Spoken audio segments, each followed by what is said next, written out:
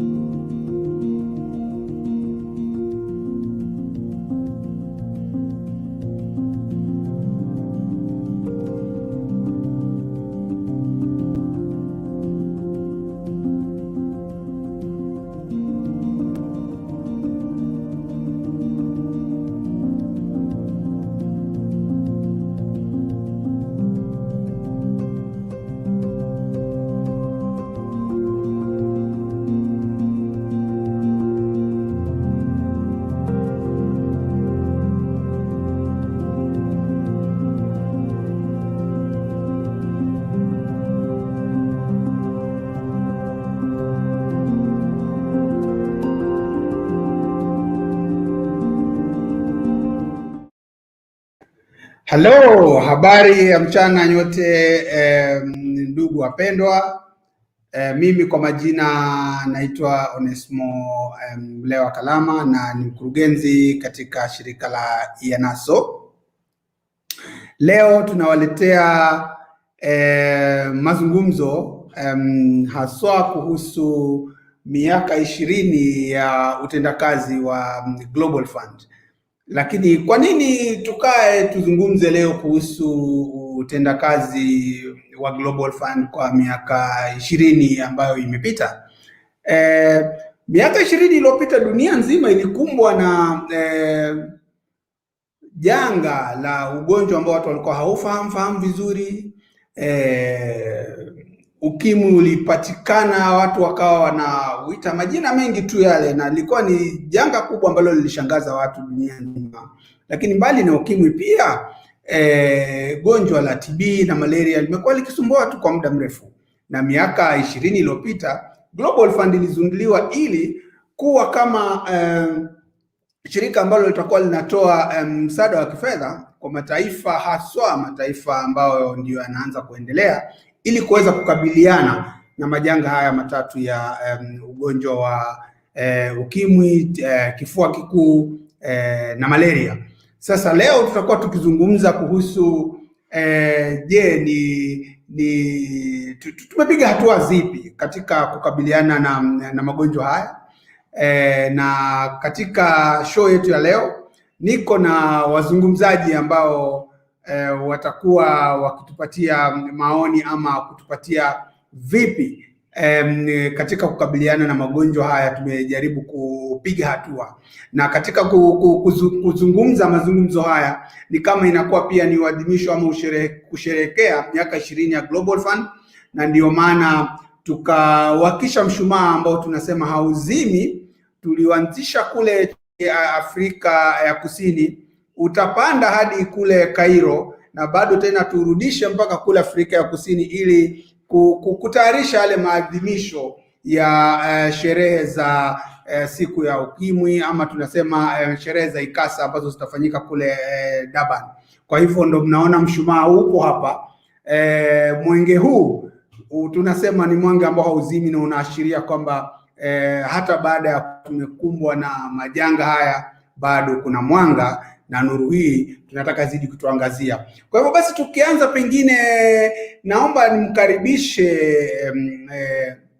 Madam Joan atupatie tu mawili machache ya ufunguzi kabla hatujaanza mazungumzo yetu rasmi, maana tulishaupokea mwenge huu kutoka kule nchi ya Ethiopia na upo hapa Tanzania sasa, na tunataka Madam Joan tupatie tu maneno mawili matatu ya ufunguzi, basi kisha halafu tutaendelea na programu yetu. Karibu sana Joan Chamungu.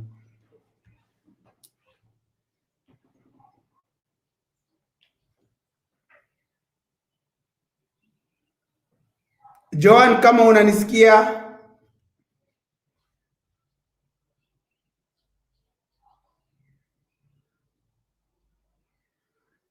Joan, kama unanisikia, inaonekana hatukupati vizuri, pengine ni mtandao. Ninakusikia sasa hivi, samahani, nilikuwa sija unmute. Unajua hizi teknolojia za kisasa. Sasa hivi nafikiri unanisikia. Nakusikia. Ulikuwa kidogo unakatika katika, lakini sasa nakusikia. Aha, nipende kuwasalimu salamu yetu hii ya Jamhuri ya Muungano wa Tanzania. Kazi iendelee. Awali ya yote tunapenda kumshukuru mama yetu, rais wetu mpendwa Mama Samia Suluhu Hassani, rais wa Jamhuri ya Muungano wa Tanzania. Vile vile tunatambua umuhimu wa mkurugenzi wa Global Fund Peter Sandi, na vile vile pia tunafuraha pia kutambua mwakilishi wetu Global Fund Linda, na mwenyekiti wa Tanzania County Coordinating Mechanism, member wa County Coordinating Mechanism, jamii yote ya TB, HIV na malaria. Kwa kweli tunayo furaha kubwa sana kwanza kuwa na hii nafasi ya watu wa jamii ili tuweze kushirikiana na kushare yale ambayo tunayo. Wakati huo huo tukiwa na furaha ya kuwaeleza kwamba tarehe 27 Agosti sisi tulipokea hii Torch Caravan kutoka Ethiopia, na tunayo na kuwa nayo kunatukumbusha mambo mengi sana. Kunatukumbusha kwamba kama karne hivi iliyopita, jinsi maisha yalivyokuwa, jinsi hali ya maambukizi ilivyokuwa, jinsi tulivyokuwa tumepoteza matumaini.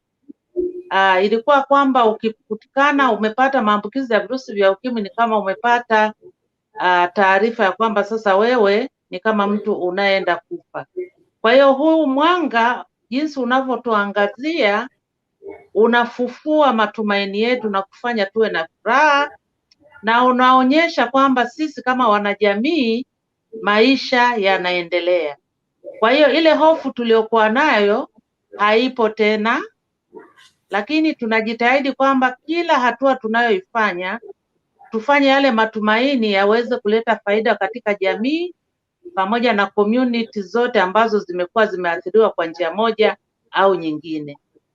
Huu mwanga ni mwanga wa matumaini, ni mwanga ambao unajaa katika roho zetu, lakini ni mwanga ambao unaonyesha njia za kuweza kupambana na magonjwa yote yanayoambukiza. Na tuna bahati ya kusema kwamba tumetoka gizani na tumeingia mwangani. Kwa hiyo tunashukuru sana kwa kweli timu yote ya Global Fund kwa kazi zake nzuri ambazo imekuwa inafanya ndani ya kipindi cha miaka 20. Timu hii pia imesaidia miaka 20. Tunao watoto ambao wamezaliwa wakiwa na maambukizi. Tulikuwa tunasema tutawapoteza hao watoto, lakini kwa furaha kabisa ndani ya miaka 20 watoto wanaishi, na wengine tumeshuhudia wamefunga ndoa na wao wameweza kutengeneza familia. Sasa kwa haya mafupi tu ya ufunguzi, ninaendelea pia kusema kwamba sisi kama Tanzania tunaishukuru Global Fund, tunaishukuru sana serikali yetu ya Jamhuri ya Muungano wa Tanzania kupitia kamati maalumu inayoratibu masuala ya Global Fund ya TB, HIV na malaria. Lakini pia ninashukuru sana jamii yote ya watu wanaoishi na virusi vya ukimwi, ya makundi maalum, ya watu waliopata maambukizi ya kifua kikuu, ya watu ambao wameweza kupata malaria. Sisi wote kwa ujumla kwa kweli tunao furaha sana kwa huu mwanga wa tochi hii, na ninarudisha kwako ili sasa tuweze kusikia sauti mbalimbali za watu wa jamii, jinsi walivyonufaika, jinsi walivyotoka kwenye changamoto na kuweza kuishi katika maisha ambayo ni ya starehe. Asanteni sana kwa kunisikiliza. Thank you very much, Madam Joan. Thank you so much for that very exciting opening remarks, actually acknowledging the work that the Global Fund actually has done for the past 20 years, actually acknowledging the significance of this torch that is actually lighting us from the dark and actually giving us the hope of life. I think this is a very, very, very good welcome remark. To all our speakers, feel free to express yourself in English. You can as well speak in Swahili. I know we are in Tanzania, a Swahili-speaking nation, so do not feel constrained to speak only in English, but we really want to get your voice in the best language you can best express yourself in. So if you want really to put your facts in Swahili, please go ahead and actually do it in Swahili the same way Joanna has actually delivered an exciting, amazing opening remarks. So we really want to take the journey down memory lane and to actually reflect for the past 20 years. What has really been the change actually? What have the communities, what can the communities say about the Global Fund at 20 years? And we want to hear from a representative from the key population representatives in Tanzania, ama tunasema makundi yale ambayo ya kidogo yamesahaulika. Tunataka kusikia kutoka kwa ndugu Claudio. Claudio, ningetaka kidogo tu utueleze kwa maoni yako wewe katika miaka hii 20 na iliyopita ya uwepo wa Global Fund. Vipi hali ilikuwaje ukiangalia miaka 20 iliyopita vile tumeanza na pengine hapa tulipo sasa, unapoangalia haswa katika kazi ile Global Fund ambayo umefanya? What do you have to say, Claudio? Let us hear from you. Okay, asante sana. Naitwa Claudio Msengezi, natokea Center kama Head of Programs katika Sexual Reproductive Health and Rights na Human Rights Programs. Labda tu kwa kwanza tuseme, naona miaka ya 2000 na kutamka neno makundi maalum ilikuwa ni kama dhambi. Ukianza kutafuta change ya kwanza, yaani ni kama ni kitu ambacho ni kosa la jinai, inabidi kwanza ukamatwe uwekwe ndani. Kwa nini umetaja hilo jina? Kwa kuja mpaka karne ya pili, mlongo wa pili, tunaona kwamba key population sasa inatamkika katika maeneo mbalimbali ya huduma za afya. Utakuta kwa ujumla watu wa huduma za afya wanaweza wakasema kuna key population maeneo haya, japo si wote, lakini unaona kuna wengi wanaona kuna umuhimu wa kuweza kuwahudumia makundi maalum. Na makundi maalum ukitizama kwa Tanzania context ni MSM, female sex workers, FSW, kuna PWIDs, trans persons, na pia kuna makundi yaliyo katika hatarishi kama AGYW pia wanakuwepo, young, kuna long track drivers, kuna fisheries, kuna minors, wote ambao kwa namna moja au nyingine wanakumbwa na hili janga la maambukizi kulingana na namna ya tabia zao na shughuli zao. Kwa hiyo kwa ujumla niseme tunaona mabadiliko kwa ujumla. Kila mmoja anaweza akasema, hata hapa tunasema ni kwa sababu kuna intervention mbalimbali zimefanyika katika jamii. Jamii imepata uelewa na inatamani kusikia zaidi na kuona namna gani inaweza ikachangia. Hapo naweza nikazungumza kwa ujumla. Ndio, halo. Hapo ni sawa, unaweza ukaongea kwa ujumla kidogo. Naona connection yako inakatakata kidogo, kama unaweza ukapata mahali ambapo kidogo inakuwa vizuri, lakini hapo ni sawa. That is quite okay. You can actually talk about key population groups the way you have actually described them in that manner. How do you think their journey of engagement and representation has been for the past 20 years? Tukiangalia ni vipi makundi haya yalikuwa yahusishwa pale mwanzo na vipi unaona hali ipo vipi kwa sasa, na pengine kadri tunavyoendelea unaona pengine ni kitu gani kinatakana kifanywe ili kuwe kuna uhusishaji zaidi ya makundi haya katika masuala ya kutoa maamuzi kwa mfano. Okay, asante sana. Sasa tuje katika specific, maana tulikuwa tunazungumza general kuhusu afya ya makundi maalum, kwa namna gani imeweza kuboreka kwa asilimia kadhaa. Tukija upande wa representation, naweza kusema kabla ya mwaka 2015 mradi wa Global Fund ambao kwa Tanzania ulikuwa chini ya PSI, utakuta ulikuwa unafikia makundi maalum, lakini kwa kupitia mtu mmoja mmoja. Claudio, naona network kidogo inakuwa changamoto zaidi hapo, manake naona kidogo hatukupati vizuri, unakuwa na mkwaruzo sana, sijui ni position ile umekaa ama sijui nisemeje, lakini mawasiliano yanakuwa kidogo yana mkwaruzo sana.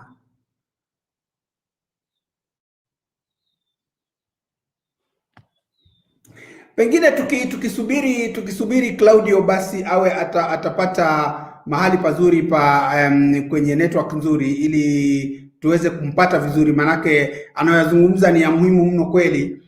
Tungependa angalau tuwe tutapata taarifa yake vizuri. Ningependa basi tuende moja kwa moja hadi kwa kaka Tumaini Eli, naomba tafadhali ujitambulishe, halafu pia nao utueleze unafikiri ni kwa kiwango gani, kwa mfano janga la malaria ama makundi yale ambayo yameathirika sana na malaria yameweza kusaidika ama yamefaidika kwa mikakati ama kwa program zile ambazo Global Fund imekuwa ikizifanya kwa miaka 20 iliyopita. Tumaini, kama unanisikia tafadhali chukua usukani. Asante sana kaka Mlewa. Nimekuwa nikihangaika sana kutafuta namna naweza kusikika vyema, kwa sababu nadhani mtandao unaleta shida kidogo. Kwa majina ninaitwa Tumaini Eli Mangi na ninafanya shirika la Child Watch lililopo Singida, na moja ya area moja kubwa tunayofanya nayo kazi ni kuhusu upande wa malaria. Kipekee kwanza nianze kutoa shukrani zangu kwa shirika la Global Fund kwa namna ya kipekee kabisa ambavyo wanajaribu kupambana na kusupport utokomezaji wa magonjwa haya matatu, tukiongelea HIV, TB na malaria. Tukijikita sana sasa katika malaria, tangu imeanzishwa miaka 20 iliyopita Global Fund tumeona kabisa. Nafikiri mtandao unakuwa shida kidogo hapo Tumaini pia, manake mawasiliano yanakuwa yanakata sana. Okay. Hatuwezi tukasikia kabisa, yanakatika sana. Hebu acha kidogo tuende kwa Joan, kama atakuwa pengine mawasiliano yake yako kidogo vizuri, tuangalie kama baada ya muda kama network yako itakuwa improve na tunaweza tukakusikia vizuri vile unaongea. Nitafuta zaidi pia. Wacha tusikie kwa Madam Joan, alafu tutaangalia kama Tumaini network yake improve, basi tutaendelea. Madam Joan, ningependa kuja kwako na ningependa kidogo ujaribu kutuangazia, je, unaonaje katika masuala ya matibabu haswa kwa watu ambao waliathirika na magonjwa ya ukimwi ama TB? Unafikiri ukiangalia hivi kwa mtazamo wako miaka 20 iliyopita hivi mambo yamekuwa kwaje katika masuala ya treatment na prevention, na pengine una maoni gani, ni kipi kinachofaa kufanyika zaidi ili tuhakikishe kwamba watu wengi wanaweza kupata afueni na pia kuishi maisha ya kawaida? Joan, kama unanisikia? Ninakusikia. Awali nilikuwa sijajitambulisha vizuri. Jina langu ni Joan Chamungu, mkurugenzi mtendaji wa asasi ya kina mama wanaoishi na virusi vya ukimwi Tanzania. Tukizungumzia hali ilivyokuwa ndani ya miaka 20, tuna mengi ya kuzungumza, lakini tunaangalia ule upande ambapo tulikotoka na tunakokwenda.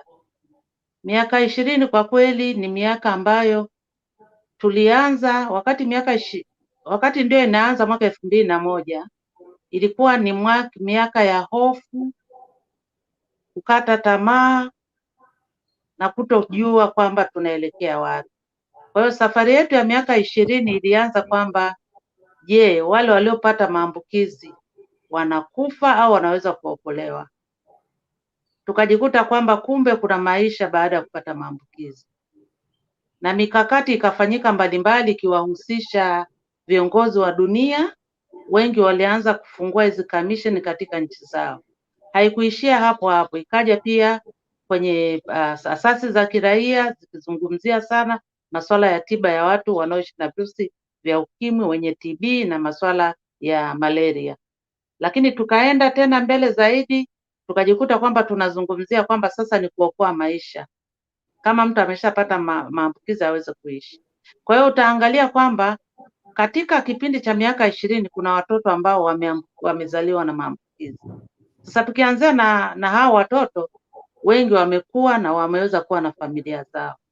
Hata hivi hapa ninavyoongea ni mwezi huu, kuna kikundi cha vijana ambao wamezaliwa na virusi vya ukimwi wameweza kufunga ndoa na wakaendelea na maisha yao kama watu wengine. Kwa hiyo ni dalili ya kuonyesha kwamba tiba imesaidia sana, na imesaidia tangu kuwa na watoto pia ambao wanazaliwa hawana maambukizi, kwa sababu mama zao wamekuwa wanafuatiliwa katika miradi ya PMTCT, wakiwa katika vituo vya afya wanawaangalia jinsi wanavyoendelea mpaka kuhakikisha kwamba yule mama anazaa mtoto ambaye hana maambukizi. Lakini si hivyo tu, tumekuwa pia tunaangalia kwamba waliopata na maambukizi, wasiopata na maambukizi, kwa sababu hata waliopata na maambukizi wamekuwa na familia, tukakuta baadhi ya wenzi wao walikuwa hawana maambukizi. Kwa hiyo pia kulikuwa na mikakati ya kuhakikisha kwamba wenzi wao hawapati maambukizi, wanabaki na hali kama iliyopo. Lakini si hilo tu, angalia kipindi cha miaka 20. Ukiangalia katika kipindi hicho cha miaka 20, ndani yake kulikuwa ni kwamba mtu hajui afanye nini. Alafu leo ndani ya miaka 20 na kuendelea, ukichukua mifano mingi tu pamoja na mimi mwenyewe, nikiangalia jane hii au safari hii ambayo ilikuwa na miaka kwangu ina miaka 23, nikitoa ina maana kuna miaka mitatu ambayo Global Fund ilikuwa haijaanza. Kwa maana hii miaka mitatu ni kwamba mtu ulikuwa unafikiria kwamba sijui kama nitaweza kuongeza mwaka wa 4, nitakuwa nimeitwa marehemu. Lakini ukakuta Global Fund ikaingia na sasa hii ni miaka 20. Kwa hiyo ukichanganya ile mitatu na 20, miaka 23, tuna kila sababu ya kufurahi Global Fund kazi yake, kwamba imeweza kuhakikisha kwamba watu wanaishi. Na maana yake nini? Maana yake ni kwamba ule umaskini uliokuwepo ambao ulikuwa unaletwa kwamba watu ni wagonjwa, hawawezi kufanya kazi, hawawezi kulima, hawawezi kwenda kwenye mashamba, umeondolewa. Kwa sababu sasa hivi mtu anapata tiba hizi ni madawa ya kupunguza makali ya virusi vya ukimwi au tunavyoita ARV kwa kizungu. Kwa hiyo anaendelea na maisha yake, anakuwa na afya nzuri na maisha yanaendelea. Lakini sio hivyo hivyo tu, kumekuwa pia na jitihada mbalimbali za kuhakikisha kwamba tunazuia watu wasipate maambukizi. Kwa mfano, tumekuwa na condom program ambayo pia imekuwa inakuwa supported na Global Fund pamoja na wadau wengine. Na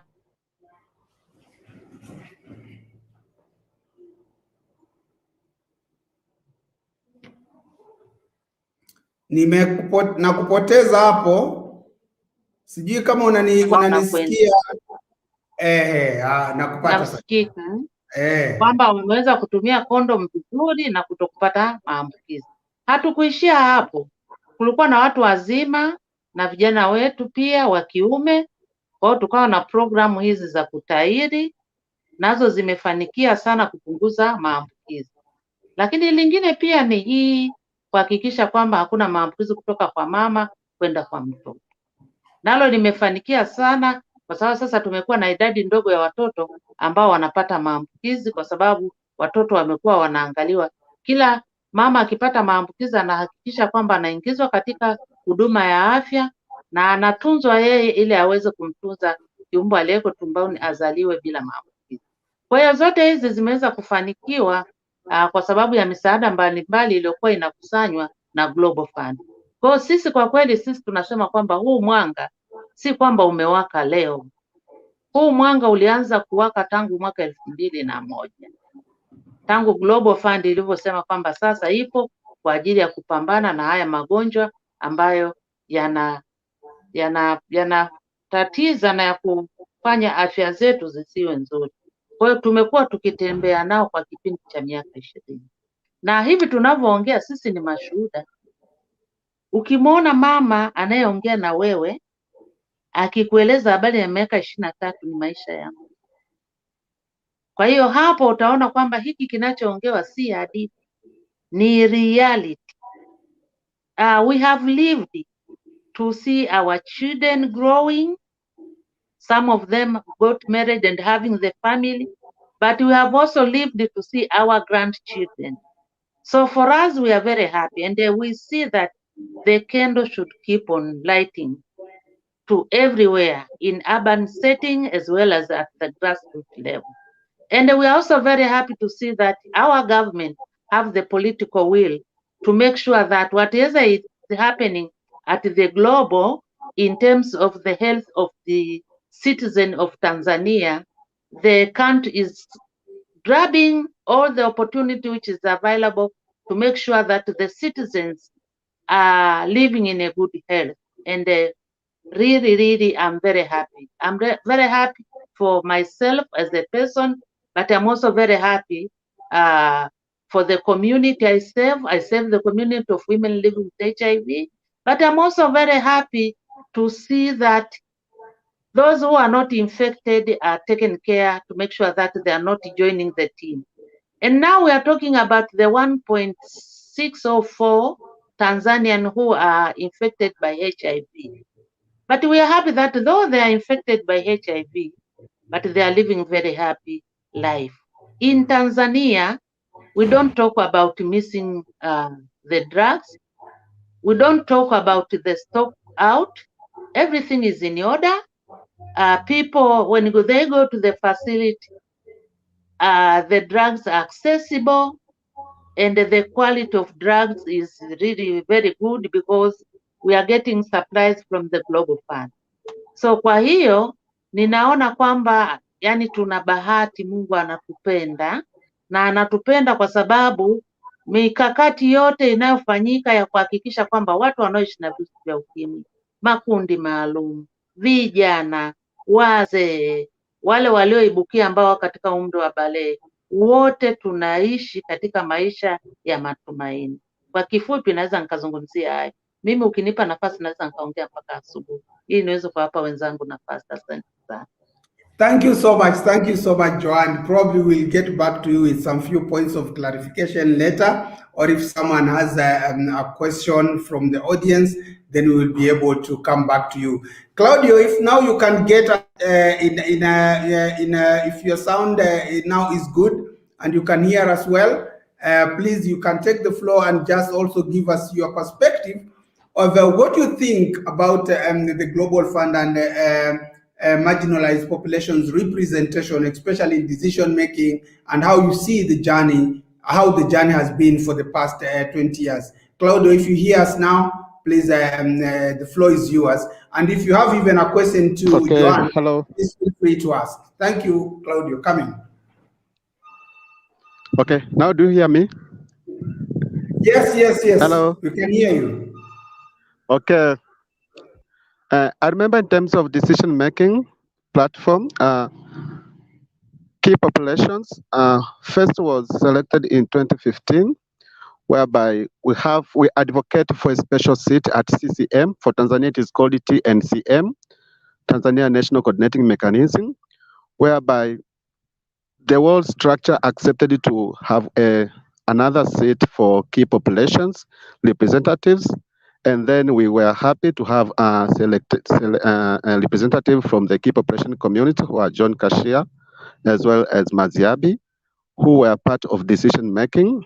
And later, they come Lulu Nyens and Godfrey Swai in this round of Global Fund. So we can say that in terms of decision making, we speak the same voice as other representatives in the CCM. We ask the same questions, and then those who are responsible for responding those questions, they respond equal.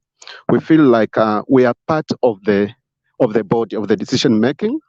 Not only that, also in terms of writing process, we have been part of engaging in terms of decision making from the task force, whereby the task force composed of a special set for key and vulnerable population.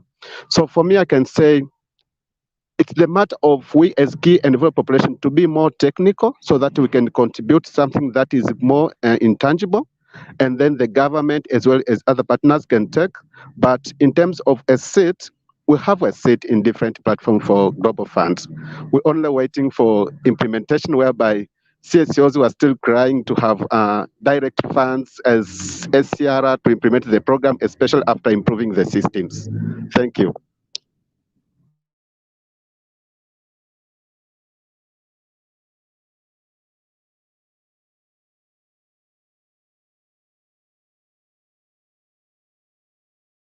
Thank you so much, Claudio, for that. The network wasn't very good, at least we did get to hear from you. If I may just ask you to make one more point of clarification. How would you say the Global Fund has really contributed to the active engagement and participation of marginalized population in decision-making platforms? How would you say the Global Fund has actually really assisted in that? In what way? The Global Fund has assisted in terms of structure. The structure automatically allows to have representatives of key population community to be part of decision making. For instance, if you view the TNCM structure, you find that there is a special seat for key population representative. So the Global Fund want to hear the voice of key population representative from the TNCM as the body itself. Not only that, but also in the writing processes, whereby when you write a Global Fund applications, there is a criteria to have representative of key populations, so that the voice of the voiceless, of the marginalized, of the most affected can be heard directly from the writing as well as in the decision making. And that's what I can respond. Not only that, but also a task force, there's special requirement that the task force must compose of the key population representative. And we feel that we are part of, and we have the same voice like others. Thank you. Well, thank you so much, Claudio. I think that's quite interesting that the Global Fund has actually supported in setting up the structures for key populations to actually get represented.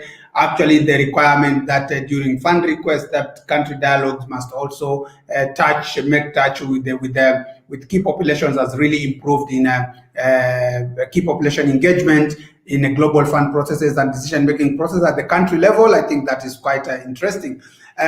Should there be a question, we'll get back to you, Claudio. But right now, let's cross over to Tumaini.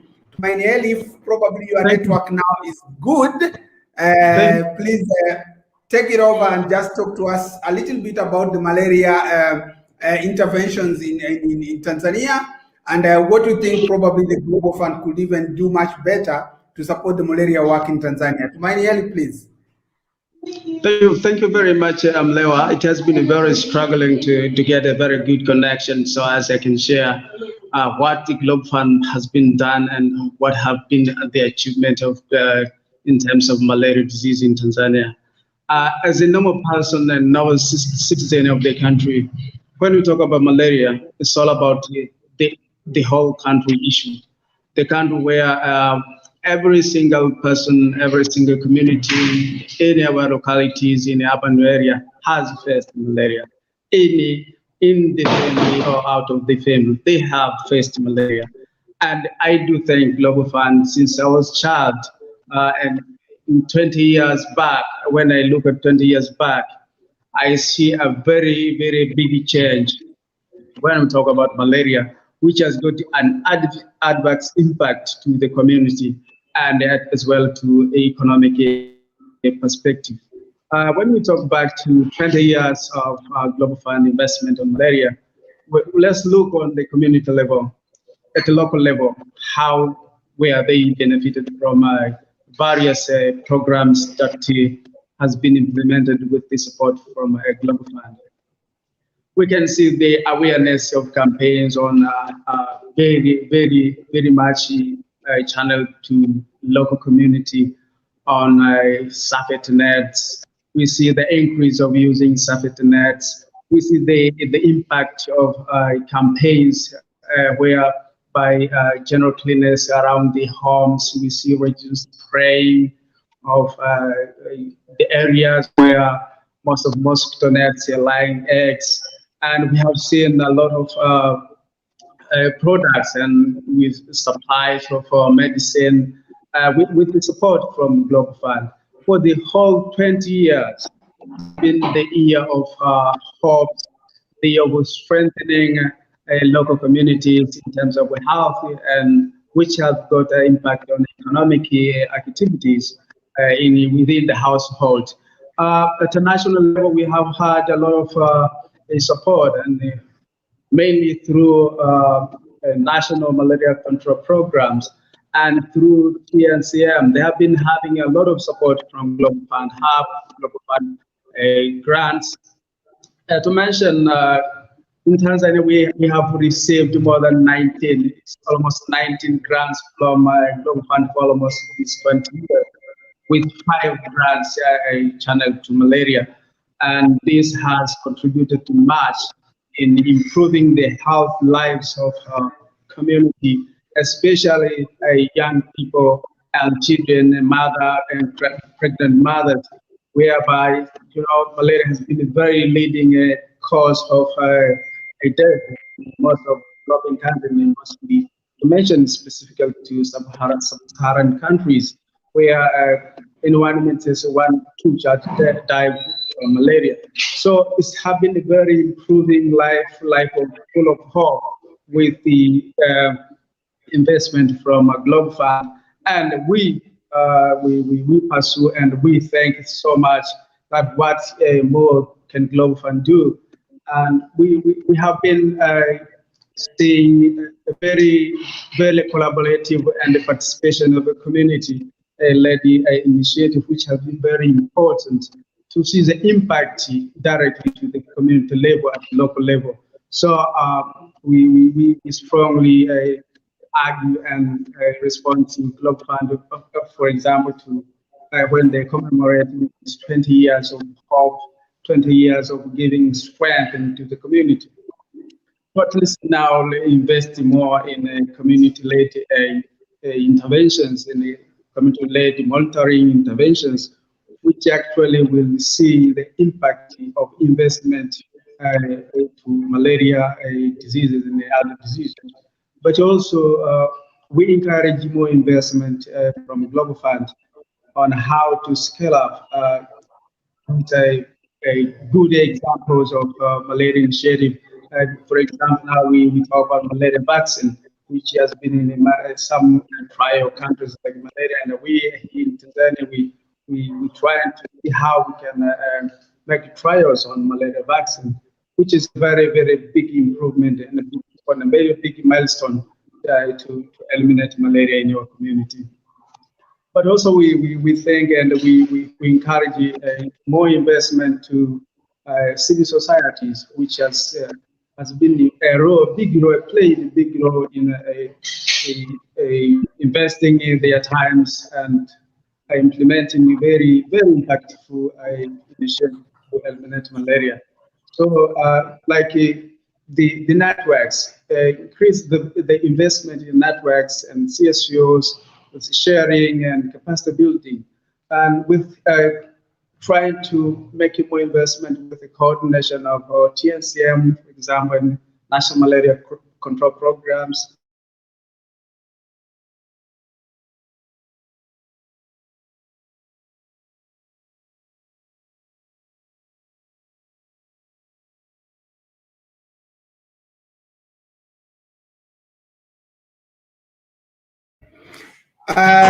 Thank you so much to Tumaini. Thank you so much for that. I think the network was a little bit unstable, but at least we got to hear from you.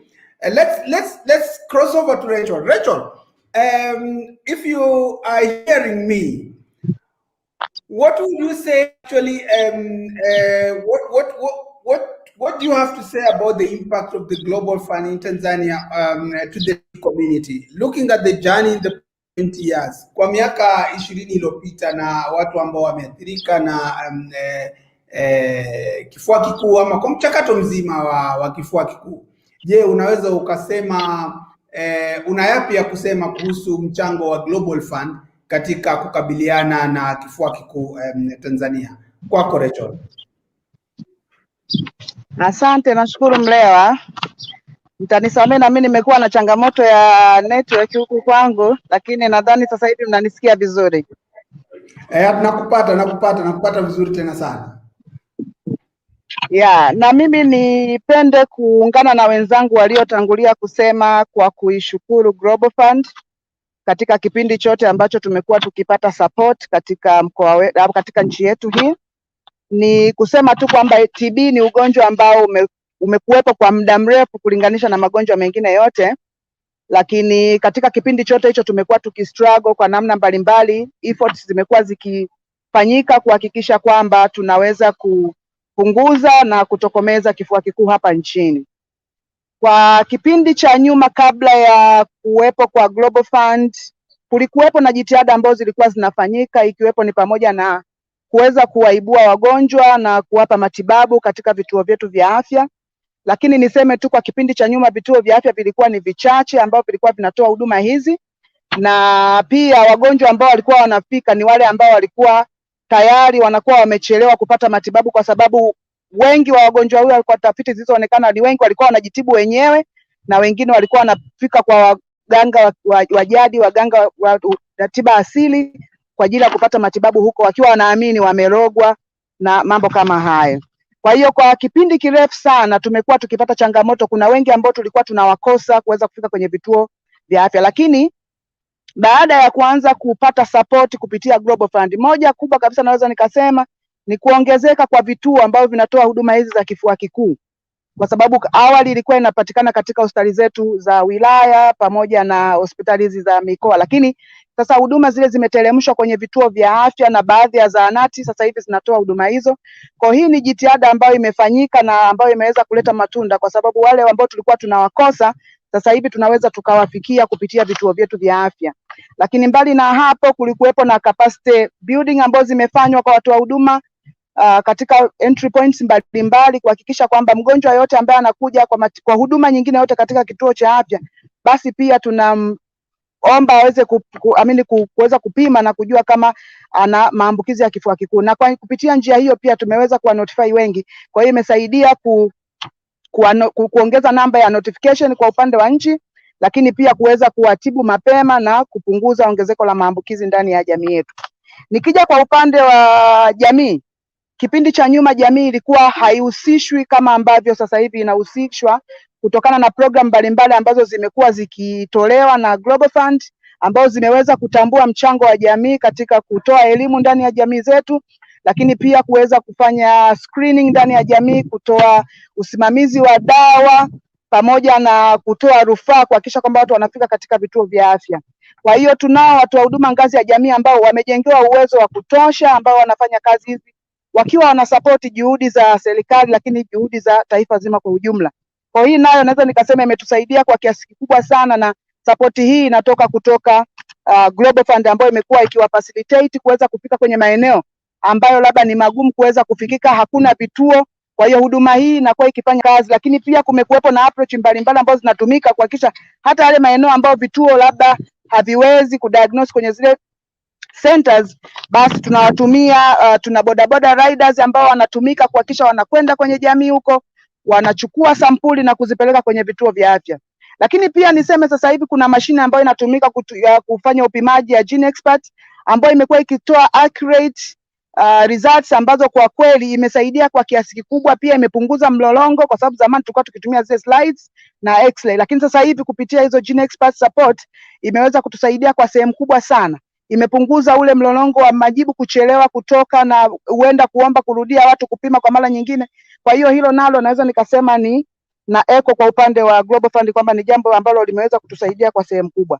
Lakini pia kuna program, kwa mfano sasa hivi kuna hii patient client centered ambayo kwa kipindi cha nyuma ilikuwa ifanyiki, au niseme kwamba mgonjwa alikuwa hawezi kufanya maamuzi yeye mwenyewe, lakini sasa hivi mtoa huduma pamoja na mgonjwa wanakaa pamoja na kushauriana kwamba huduma zimeboreshwa na zimeongezwa, zimeteremka mpaka kwenye jamii. Kwa ana uwezo wa kuchagua kama yuko stable, anaweza kuendelea na matibabu baada ya wiki 2 akaendelea kupata huduma ndani ya jamii akiwa anafikia na watu wa huduma ngazi ya jamii, lakini pia kuweza kufika katika vituo vya afya. Kwa hiyo imewapunguzia mzigo wale ambao walikuwa wanashindwa kufika kwenye vituo kwa ajili ya kupata matibabu au kuchukua dawa, na wanapata huduma hizo ndani ya jamii zao husika.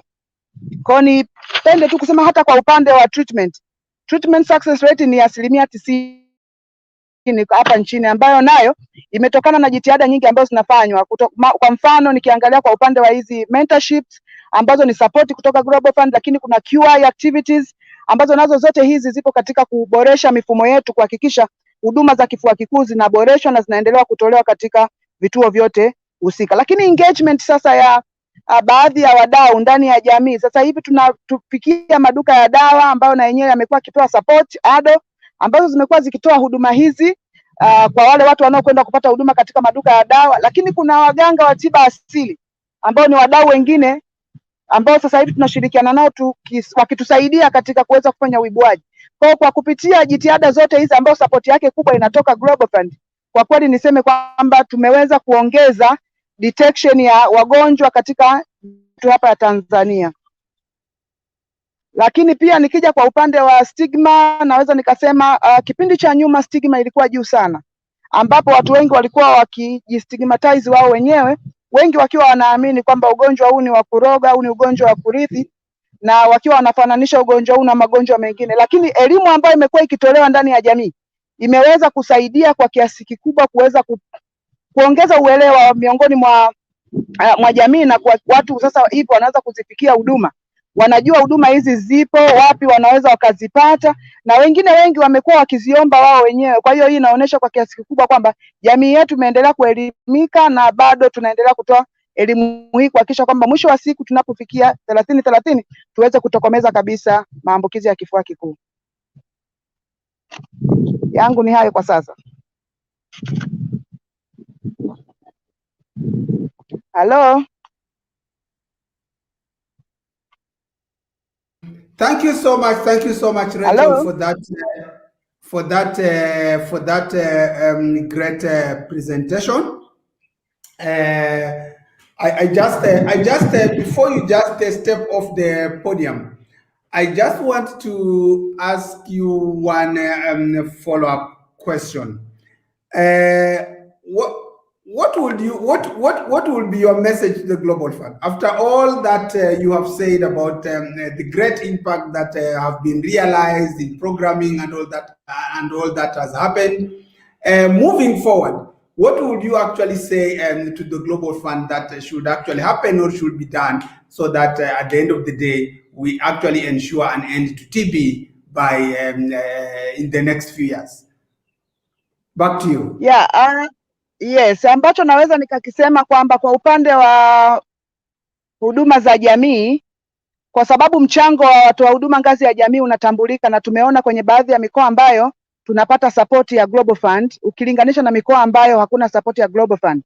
Kwa hiyo ambacho ningeweza kuomba Global Fund kama inaweza kutusupport ni kuhakikisha kwamba kwenye vituo vyote hapa nchini basi kungekuwepo na fungu ambalo limetengwa kwa ajili ya kusaidia watu wa huduma ngazi ya jamii, kuhakikisha kwamba zoezi hili la uibuaji ngazi ya jamii inafanyika hapa nchini kote, kwa sababu pamoja na kwamba jitihada ndio zinafanyika, lakini kuna baadhi ya mikoa ambayo bado haijafikiwa, ambayo bado uibuaji wake uko chini, na tunaamini kuna watu ambao bado tunaendelea kuwakosa. Kwa hiyo naamini tukiweza kuwafikia wote, watu wa huduma ngazi ya jamii wote wakiweza kufikiwa na kwa wamepata support, wana uwezo wa kusaidia kuhakikisha kwamba by kufika 2030 tunaweza kutokomeza maambukizi hapa nchini.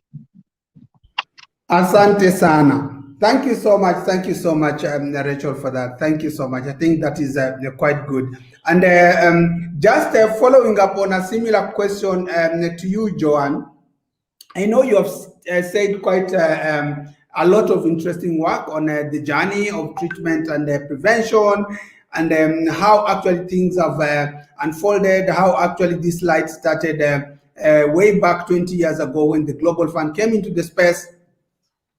If I may ask you a similar question kama nililomuuliza Joanne na Rachel, kwa maoni yako wewe, pengine ungelikuwa na yapi ya kusema kwa Global Fund ili kuhakikisha kwamba tunafikia malengo ya kutokomeza kabisa ukimwi na kifua kikuu na malaria katika miaka michache ijayo, kwa maoni yako?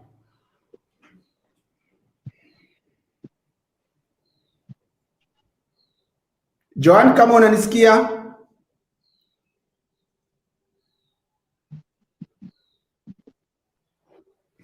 Naona tuko na changamoto kidogo ya mtandao na Joan. Claudio, kama unanisikia wewe, kwa maoni yako, pengine unafikiri, kabla hatujarudi kwa Joan, unafikiri kwa maoni yako ni yapi ungependa kusema pengine kwa Global Fund ili kuhakikisha pengine kuna ongezeko la usawa zaidi kwa key population groups na kuhakikisha kwamba miradi haizidi kuendelea kuwabagua wale ambao ni kama tunasema wamesahaulika? Je, una maoni yapi? Ungependa kuambia nini Global Fund kwa mfano?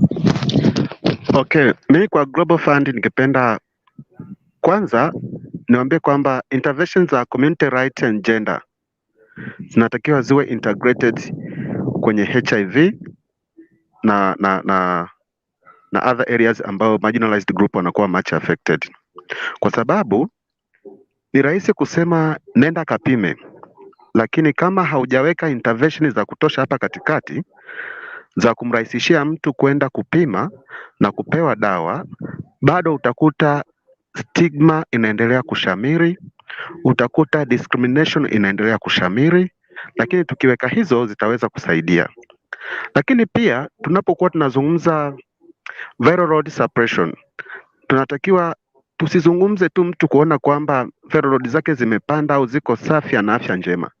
Tuangalie huyu mtu akiwa anatoka kupima, kutakuwa kuna kuna penal codes za nchi, kuna criminalization sections, kuna violations zitafanyika ambazo zitamfanya, pamoja na kwamba viral suppression itakuwa iko vizuri, lakini bado anakuwa affected katika afya ya akili, kwa sababu anawaza mimi nasubiria kufungwa, anawaza mimi nasubiria jamii itakuja kunipiga. Kwa hiyo ile mental health inakuwa inamdistort sana. Naona ni vizuri tukaanzisha mental health session kwa wingi sana, ili kuona hizi marginalized group zinaanza kuona zina aweni au zinaweza zikahema vema na kuweza kupata huduma za dawa na huduma nyingine za HIV preventions. Lakini si hapo tu, ni vema jamii nayo ikaanza kuwa, tukaanzisha intervention ambayo jamii inaanza kuwa part and parcel ya kuanza kumfanya huyu mtu aweze kufurahi. Kama mtu hata furahi, hata ukiniambia nipime mara 10, bado akili yangu tu nitakunywa dawa, lakini akili bado itakuwa haijakaa vizuri. Ndivyo hivyo naweza sema kwa sasa. Asante sana Claudio. Tumaini, kama unanisikia, kwako wewe ungelikuwa na pendekezo gani pengine kwa Global Fund tukiendelea mbele kuangalia sasa ni kitu gani pengine ni neno gani ungependa kulitia kwa Global Fund ili tuweze kutokomeza? Nashukuru sana Lewa. Kimsingi kazi wanayofanya Global Fund mpaka sasa ni nzuri sana. Lakini pia tungependa sasa katika huu wakati mwingine ambapo wanaendelea kuwa pamoja nasi, tuone sasa ile miradi ambayo inagusa moja kwa moja jamii, engagement yao iweze kuongezewa uwezo zaidi, ile intervention ambazo zina accelerate na facilitate community engagements. Kwa mfano hizi mambo ya CRG na mambo ya community led monitoring ni ambayo sasa unaipeleka jamii kuwa sehemu ya utekelezaji wa miradi ambayo sasa itaona matokeo halisi na matokeo chanya zaidi katika miradi husika. Lakini pia ningetamani sana kama Global Fund wangeweza kuweka sasa uwekezaji pia wa kuweza kuimarisha mifumo mbalimbali na uwezo wa taasisi zisizo za kiserikali, ikiwaleta pamoja kwa sauti moja kwa magonjwa yote HIV, TB na malaria.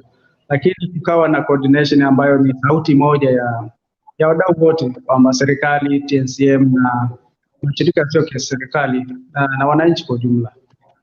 Miradi ile ambayo inaonyesha matunda mema zaidi katika kufanya scaling, na ukiangazia zaidi sasa afya na haki za binadamu na usawa wa jinsia.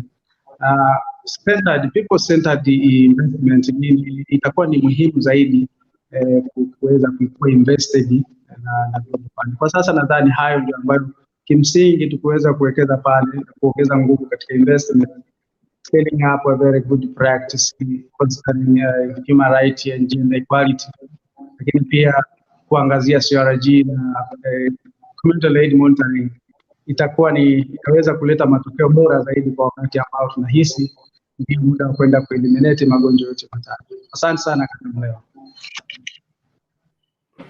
Asante sana Tumaini. Thank you very much for that. Joan, kama pengine unanipata sasa ama unanisikia, just your final thoughts as we are heading towards a close of our show.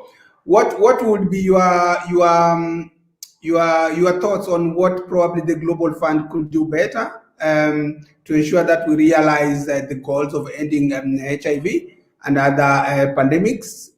Pengine maoni yako ama mtazamo wako tafadhali kama unanisikia. Ninakusikia vizuri sana. Asante. My concern is about community-led monitoring. It is time now the Global Fund to give the space to community members to come up if they are satisfied with the services which are provided to them. And I would like this to be led by community themselves.